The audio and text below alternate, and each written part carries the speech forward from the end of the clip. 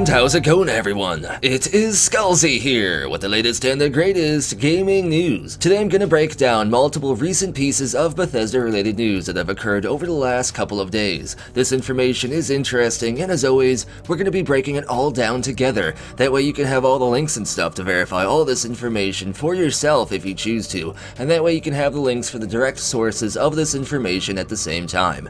And real quick, happy Thanksgiving to everyone who's watching this video who lives in the United States. We're celebrating our Turkey Day today. Hopefully you don't stuff your turkey with too much skooma now, and hopefully you're not drinking too much mead. But I mean, if there is a day to do that, I guess today would be the day, so whatever. Just do what you want to do, have a good day, have a good time, and enjoy the time you're spending with your loved ones. And if you're watching this alone, then I guess more skooma for you. But anyway, let's get to today's information. We're gonna start our first story over here at PC Gamer, who are the actual source of the update to the $100 million lawsuit that Bethesda is currently being sued for. Because, like I covered in previous videos here in the channel, in late 2019 a lawsuit was filed against Human Head Studios by the publisher known as Ragnarok Game. Now, Human Head Studios is now Roundhouse Studios because Bethesda actually purchased Human Head Studios and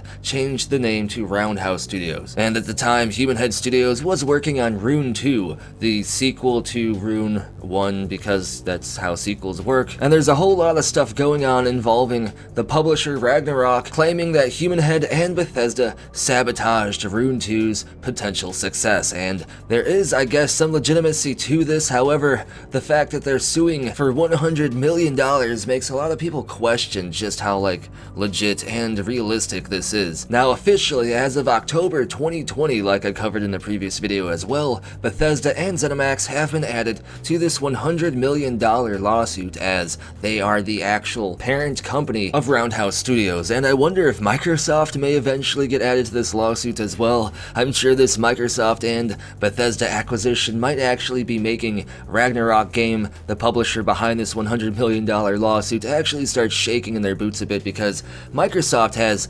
billion-dollar lawyer money. They have some money to throw at some stuff, and $100 million isn't anything at all to Microsoft. However, there is an update to the situation, like I said. Now, before I get to the update, I'll go ahead and summarize real quick what this lawsuit is based on. Apparently, the publisher Ragnarok is claiming that Human Head gave Bethesda exclusive access to the Rune 2 source code and just Rune 2 in general before it was released, so they can kind of see what they were doing with the game. And at the same time, Human Head, for a point, refused to actually release the source code for this game to Ragnarok as well. And a lot of the early reviews and previews and stuff for Rune 2 described it as a Skyrim on steroids. So the publisher Ragnarok is claiming that Bethesda saw all these previews, saw the early development stuff for Rune 2 and got nervous and tried to work with Human Head to sabotage Rune 2's potential success because they were worried that it could maybe take away from Skyrim's sales and just overall success. Now, the update to the situation is PC Gamer themselves actually reached out to the Voyeur Law Corporation, which sounds like a joke I would make if I wanted to get demonetized, but this law company is not related to this lawsuit in any way. But PC Gamer asked them what they thought about this $100 million amount, because a lot of people think it's kind of overblown a bit. And basically, PC Gamer sums it up within all of these paragraphs right here, and I could read to you word for word these entire paragraphs if I wanted to overbloat my video just for ad revenue, kind of like overblowing the lawsuit by asking for $100 million. But the summary of this is the law corporation is actually saying that's a legit amount to ask for. They know that ZeniMax has a lot of money, so usually if you are trying to start a lawsuit or trying to start something that could potentially get settled out of court, you ask for a lot of money when you're going up against a big corporation like ZeniMax like this. That way it kind of sets the bar high if they want to come back and offer some kind of out of court settlement, hey, we'll give you $50 million instead of $100 million, or we'll give you $20 million instead of $100 million. And then Ragnarok will come back and say, no, we want $50 million. And then you can see that if you go high but not too high, that'll allow you some leeway into the negotiations for you to potentially get more money than you could have gotten if you asked for a lower amount, because then ultimately the amount that you would have agreed on with ZeniMax would be lower as well. That's just kind of how all this works. And I suppose when you're suing a huge company like ZeniMax, you start the thing out with a lot of money. That kind of makes sense to me. I can understand that. And the Voyeur Law Company also goes on to say that there does seem to be some proof for this alleged conduct that Ragnarok is claiming that Bethesda and Human Head have done to potentially harm Rune 2's overall success when it was released, because I guess there is some evidence that Bethesda did get some early access to Rune 2, and at the same time, the source code thing did happen. Human Head or Roundhouse, I don't know at what state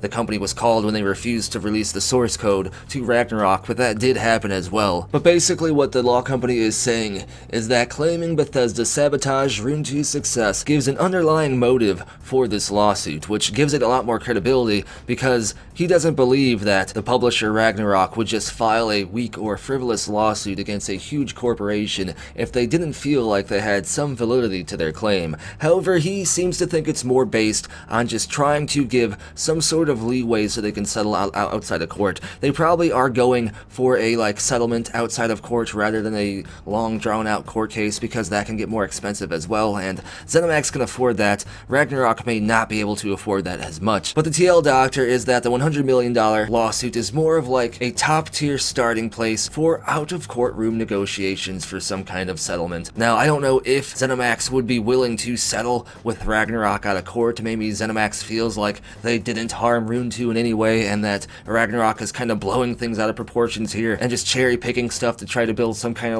underlying motive for all of this. But only time will tell how this situation goes one way or another. However, it is interesting to get an actual lawyer's perspective on this. But in terms of Ragnarok, their law team seems to be very confident. They even say since filing the lawsuit, they have found more evidence that even strengthens their case. So like I said, this will be interesting to see how things go. With the recent Redfall trademark dispute behind us, we gotta have something else to fill that Bethesda lawsuit void. So I'll definitely keep you guys up to date on all of this. And as far as Rune 2 goes, Rune 2, the Decapitation Edition, was launched on Steam recently with a whole bunch of added stuff to it. I'm not familiar with Rune, however, a lot of people say it's a decent franchise, so I guess if you want to check this game out, you can do so over on Steam right now. But either way, let's move on to the rest of the video. Now, the rest of the video is a little bit more speculation salt based, because it has to do with a couple recent job filings that I discovered, and all these job postings were posted within the last 3 days by Bethesda or ZeniMax as a whole. We're going to be talking about two in today's video. One was posted yesterday, literally within the last day, and then the other one was posted 3 days ago. And if we go over to the official ZeniMax website, you can find both of these job postings in this list. However, before I get to these two job postings, I just want to say this is the most job listings I have ever seen posted on this website at one time. Legitimately, I literally keep a daily tab on this website to see all the new job postings, because like I proved in previous videos, we can use job postings like this as kind of like a secretive inner look into what Bethesda is doing, and there are so many job postings. I have never seen this many at once, which is a sure sign that this is a massive Bethesda expansion going on right now. And we do know that ZeniMax Online Studios recently opened up a new studio location in San Diego. However, I think this goes beyond that. It seems like something huge is going on, and there is actual proof of this, because if you look, there's a lot of French job postings, and that would be Bethesda Game Studios Montreal. It seems Bethesda Game Studios Montreal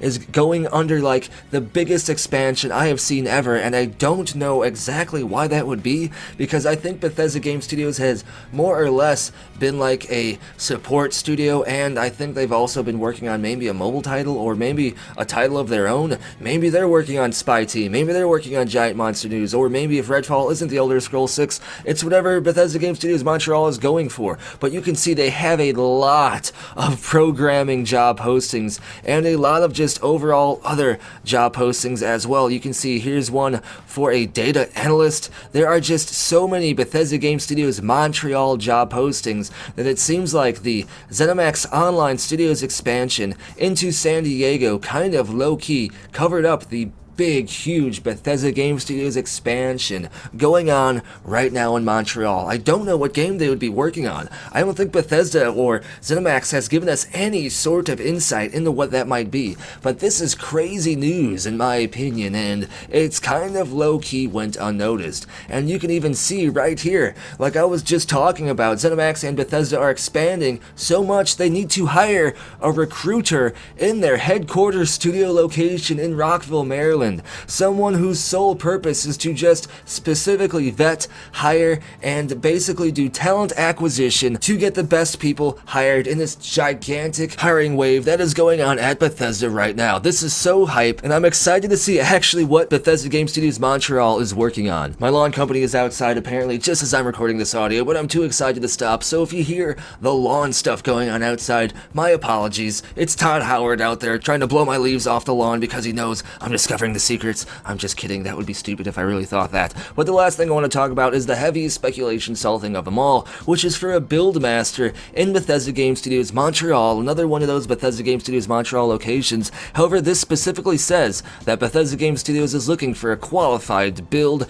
dwarven master. The successful candidate will have knowledge and experience in the design, implementation, and ongoing support of cross-platform building systems, continuous integration building systems, automated testing, and a bunch of other stuff. But the main important thing is right here, cross-platform building systems. And if they're going to hire someone whose particular focus is cross-platform, I doubt it would just only be focused on the Microsoft platforms, meaning the Xbox Series X and S and the Xbox One and the PC, of course. I'm sure that this is a small speculative sign that not all of Bethesda's future games will be Microsoft exclusive because they're hiring someone who has a part of their job description involving working on cross-platform building systems. Now, like I said, I'm not an expert in that. That's a bit speculative, but that's basically everything I wanted to cover in today's video. The lawn people are getting super excited with their leaf blower, so I'm going to end the video now, but this is basically everything I wanted to talk about today anyway, and when I was going to end the video anyway either way. But what I want to know is, what do you think about all of this? Let me know down in the comments below what you think about all this information and what you think Bethesda Game Studios Montreal might be working on. And if you enjoyed the content, be sure to like the video, subscribe, and turn notifications on so you don't miss the latest uploads. If you want to help grow the channel and the community, be sure to share the video as well, as sharing content is the best way to help grow communities and a channel. And as always, this video was brought to you by the following amazing people. If you want to get a video shout out like this, you can support the channel over on Ko-fi,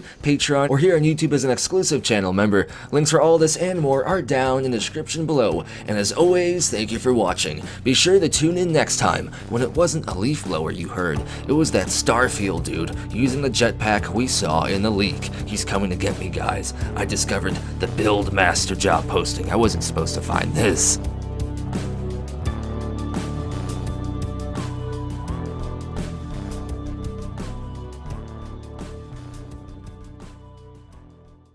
It just works.